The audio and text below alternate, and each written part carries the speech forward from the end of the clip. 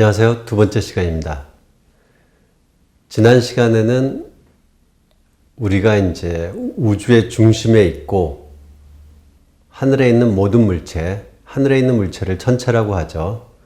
그 천체가 우리를 중심으로 하여 원운동을 하고 있다. 근데 원운동을 하고 있다고 하면은 실제로 관측 자료랑 잘 맞지 않습니다. 그래서 관측 자료랑 맞추기 위해서 프톨레마이오스가 원운동을 하는 공전 궤도상에서 다시 또 조그마한 원운동을 하고 있고, 이런 원을 주전원이라고 하는데요. 주전원을 여러 개 만들면서 사실 좀 많이 복잡해졌습니다.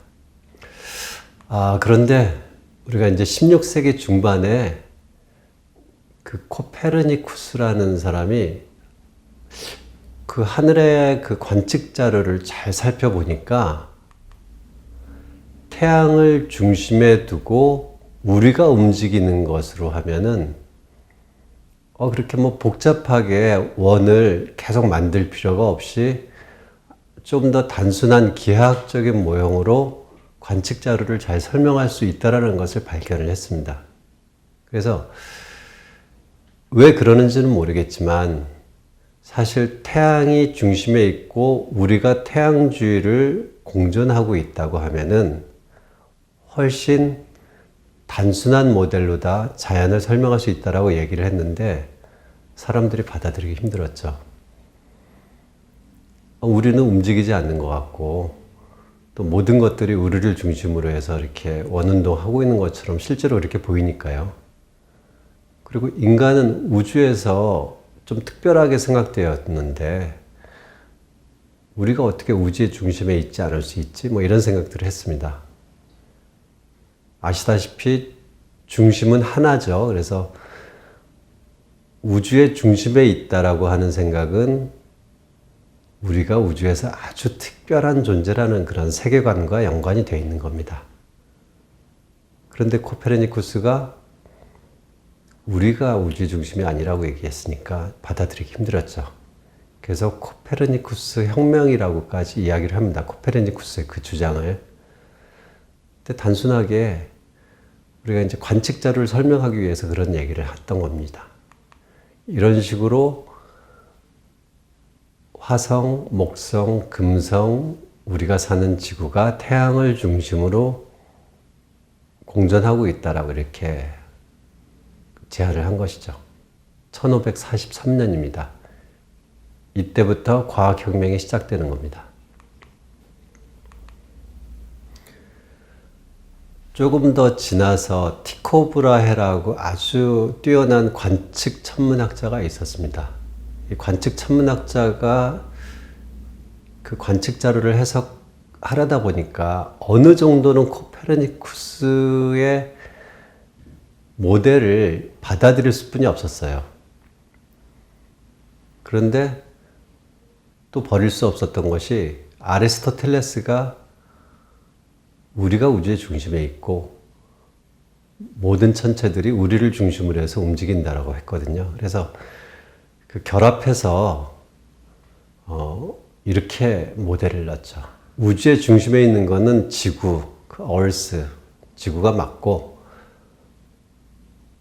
태양도 우리를 중심으로 해서 도는데 금성이나 뭐 이러한 다른 행성들이 우리가 아닌 태양 중심으로 해서 돌고 있다. 이런 식으로 이야기도 했습니다.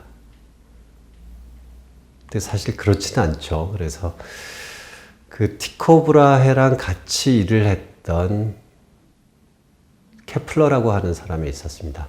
그 케플러는 당대에서 가장 인류급에 해당되는 그런 수학 역량을 갖고도 있었고 또 케플러랑 같이 일을 하면서 그러니까 티코 브라헤랑 같이 일을 하면서 케플러는 아주 좋은 관측 자료를 또 볼 수 있었죠. 그래서 그 티코 브라헤의 관측 자료를 면밀하게 꽤 오랫동안 분석을 하고 자신의 수학적인 역량을 총동원해서 그 행성, 그러니까 별 주위를 돌고 있는 그런 천체, 행성이 움직이는 법칙을 발견했습니다. 그래서 그 1법칙, 2법칙, 3법칙이 있는데요. 근데 보시면 아마 이상하실 수도 있습니다. 그러니까 2법칙이 더 먼저 나왔거든요. 2법칙은 1602년에 나왔고 1법칙이 1605년에 나왔습니다. 그 1법칙은 이런 거죠. 그 지구가 이제 태양 주위를 공전을 하고 있는데 공전하는 속도가 똑같지 않고 가깝게 공전할 때는 빨리 돌고 멀리 공전할 때는 천천히 돌아서 같은 시간에 같은 면적만큼 지난다는 얘기입니다. 그림으로 보시는 게 아마 더 이해하실 수 있을 것 같고요. 그 다음에 이제 1법칙은 태양을 중심으로 공전을 하고 있는데 원궤도가 아니고 타원궤도라는 것입니다. 그래서 사실은 1법칙이 쉽지 않았던 것이 워낙 오랫동안 또 다방면에 걸쳐서 아리스토텔레스의 그 영향력이 그 유럽 사회를 다 덮고 있었거든요.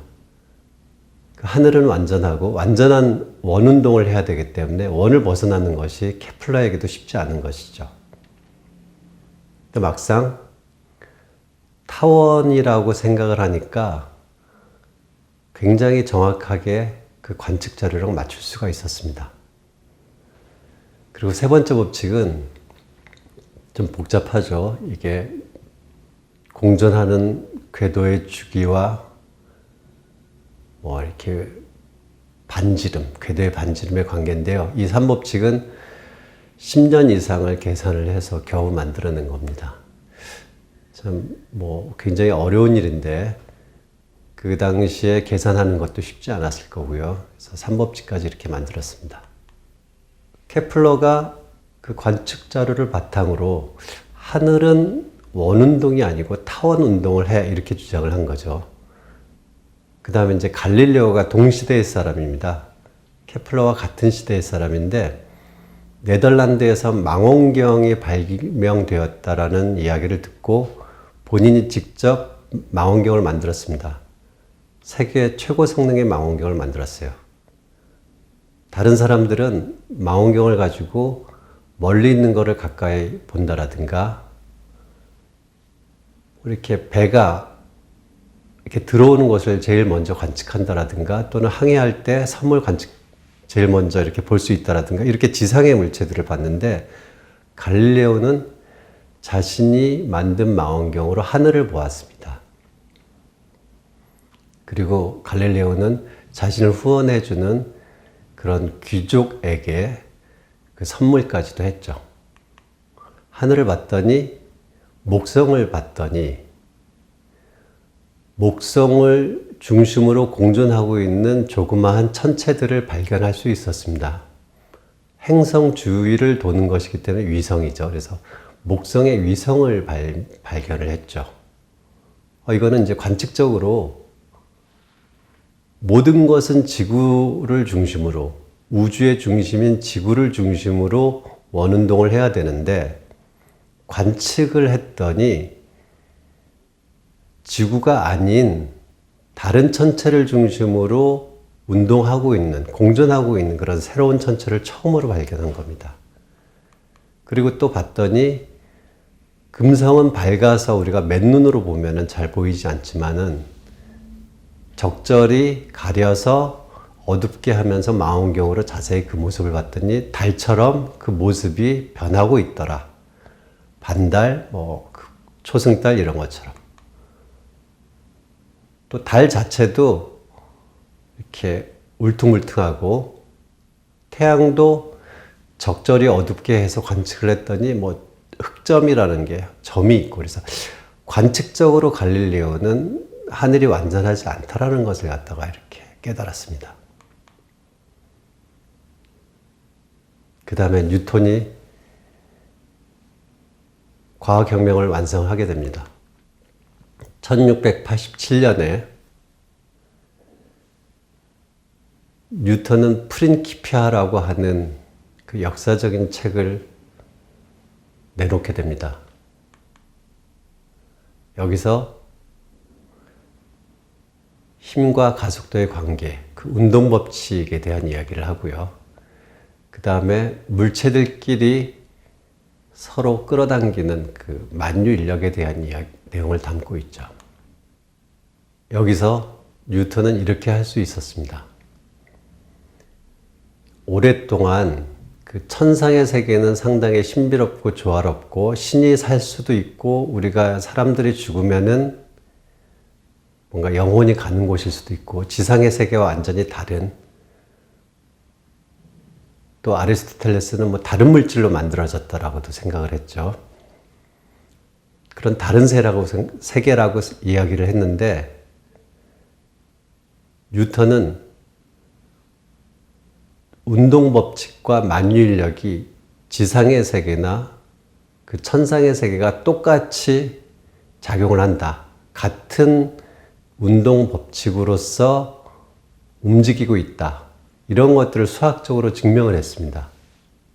그래서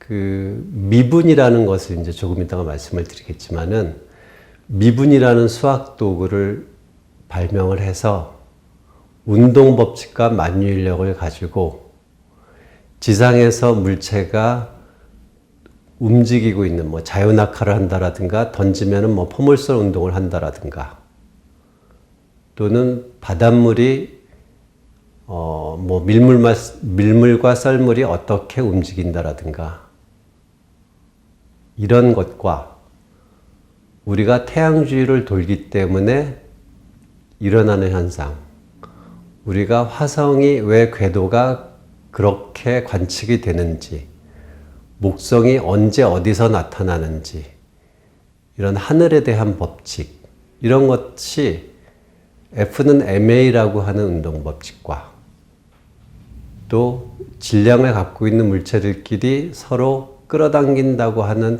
만유인력, 이 두 가지 동일한 법칙으로서 작동한다는 것을 보여서 천상의 세계와 지상의 세계를 통일시켰다라고 할 수 있습니다. 제가 좀 말을 잘 못했습니다만은 다시 이야기를 좀 하겠습니다. 나중에 우리가 미분이라고 하는 것을 수학 과목에서 배우지만은 우리가 자연은 변화하고 있는 것이고 우리가 변화를 다루는 수학적 도구로서는 미분입니다. 그래서 우리가 변화하는 자연을 좀 잘 이야기를 하기 위해서 또 이해하기 위해서는 미분을 어느 정도 좀 알 필요가 있어서 여러분에게 좀 소개를 하려고 합니다.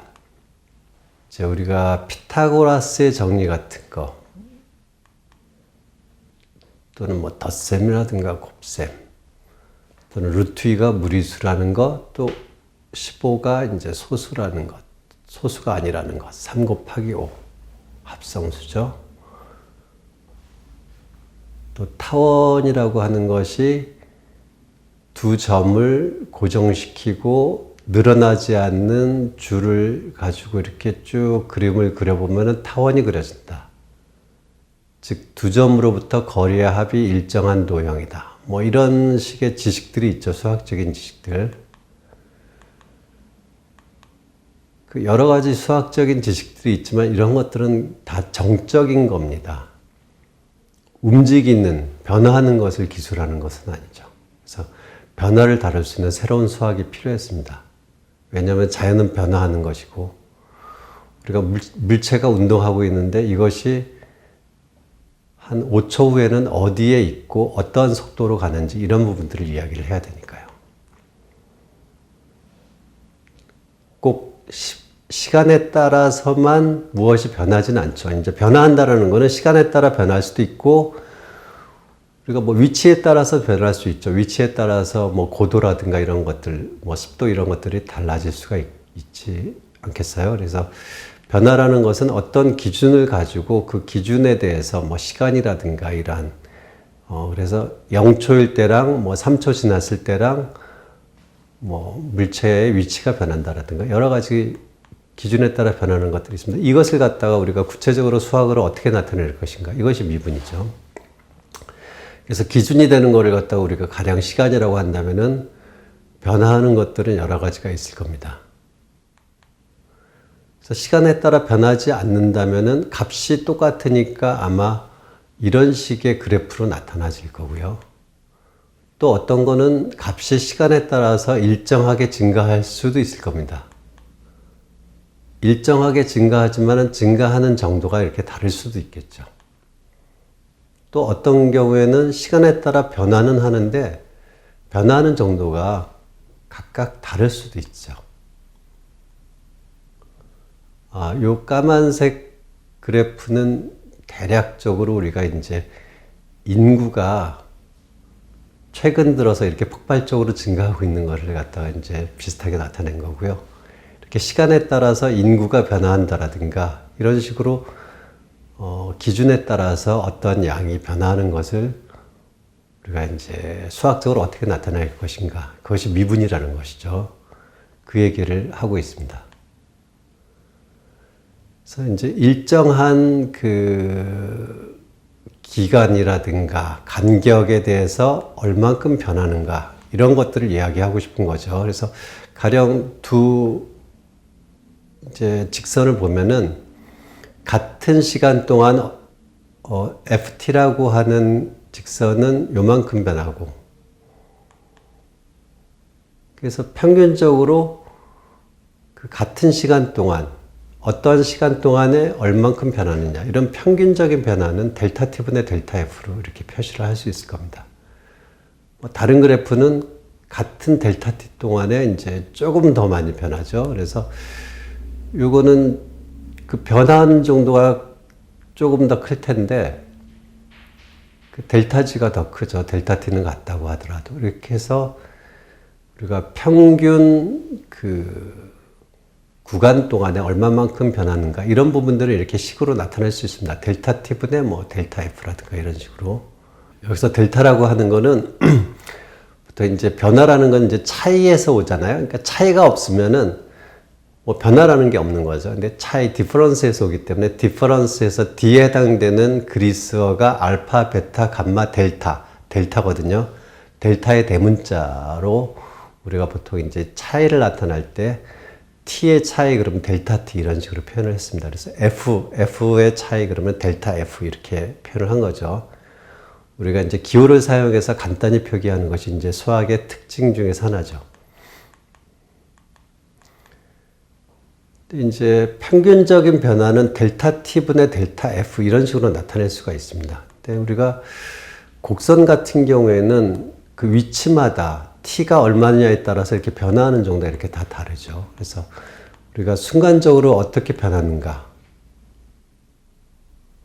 이거를 알기 위해서는 델타 T 혹은 델타 X에 대한 거를 줄이면은 우리가 순간적인 변화를 이야기를 할 수 있습니다. 그래서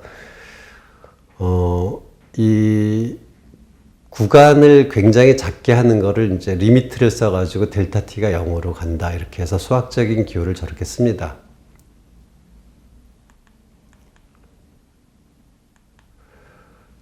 그래서 아주 짧은 구간 동안의 변화량, 이거를 보면은 델타 T가 0으로 가면 아주 작은 거죠. 작은 순간의 변화량. 이것이 이제 순간 변화율이랑 같은 겁니다. 그 점에서 이제 순간 변화를 이야기를 하고 있죠. 근데 이제 우리가 그 순간 변화를 얘기를 하려면은 먼저 이제 연속 함수해야 되고요. 또한 이제 여기 뾰족한 곳에서는 보면은 어떤 일이 일어나냐면은 그 구간을 줄였을 때 왼쪽에서 줄일 때는 이제 그 순간 변화율이 저렇게 회색의 반직선처럼 보이고, 오른쪽에서 접근할 때는 저렇게 좀 달라집니다. 그래서 같은 점이지만은 왼쪽, 오른쪽의 그 접근을 어떻게 하느냐에 따라서 순간 기울기가 이렇게 달라지는 저런 뾰족한 점에서는 이제 우리가 순간 변화율을 정의할 수가 없고요. 그 뾰족한 점 외에서는 순간 변화율이 왼쪽으로 접근하나 오른쪽으로 접근하나 똑같기 때문에 잘 정의할 수 있습니다. 그래서 이제 우리가 절대값 함수도 원점 외에는 다 정의할 수 있고요. 그래서 순간 변화율을 이제 미분이라고 하는 겁니다. 그래서 이제 우리가 순간 변화율은 그 어떤 위치마다 어느 정도로 변하는가 이런 것들을 나타내는 수학적 도구고 식으로는 저렇게 되는 거죠. 그래서 우리가 이렇게 뭐 움직이는 것들을 다 계산도 할 수 있게 됩니다. 자, 시간이 좀 없으니까 좀 빨리 넘어가겠습니다. 그래서 여러분들이 이제 그 식을 지금 설명할 시간이 없을 것 같고요. 그래서 상수 같은 경우에는 이제 그 위에 차이가 없으니까 미분을 해도 0이 나오고, 1차 함수 같은 경우에는 여러분이 지금 보시면은 항상 이제 미분의 정의가 그 h만큼 변화할 때 그 함수 값이 얼마나 변하는가 이걸 계산해 보면 이제 그 기울기에 해당되는 게 나온다는 것들을 알 수 있고요. 그래서 그 미분의 정의에 따라서 이 식을 유도한 것입니다. 그래서 몇 가지 자주 쓰이는 식들이 있는데 이런 것들을 미분의 정의가 순간 변화율이라서 그 정의에 따라서 여러분들이 시간을 가지고 유도할 수 있고요. 자, 제가 시간을 좀 더 빨리 해서 넘어가겠습니다. 그리고 두 번 미분한 거는 표현을 저렇게 하죠. 한 번 미분할 수 있는데 연속이고 매끄럽지 않는 점에서는 또 미분 가능하니까 두 번도 미분할 수 있고 세 번도 미분할 수 있습니다. 그 여러 가지 함수에 대한 것도 다 유도할 수 있고요. 여기가 이제 오늘의 마지막 페이지입니다. 그래서 사실은 이 이야기를 하기 위해서 미분을 이야기를 했고요. 우리가 빠르기를 이야기하는 그런 속도는 위치가 시간에 따라서 얼마나 변하는가 이거를 수학적으로 정의한 겁니다. 속도의 정의 자체가 위치를 시간으로 미분을 한 것. 그래서 그 위치를 이제 dt로 이렇게 쓴 거는 미분을 했다는 거죠. 위치를 시간으로. 그리고 가속도는 속도를 다시 미분한 것이기 때문에 위치로 보면은 이제 두 번 미분한 것이 되고요. 그래서 이렇게 위치로부터 속도를 정의하고 위치를 시간으로 미분함으로써 속도를 정의하고 속도를 다시 시간으로 미분함으로써 속도의 변화에 해당되는 가속도를 정의합니다. 그래서 이 속도와 가속도, 위치 이것이 역학의 핵심이 되는 것이기 때문에 우리가 이제 미분으로 표현된다는 걸 말씀드리고 오늘 여기까지 정리하겠습니다. 조금 길어졌는데 미안합니다. 수고하셨어요.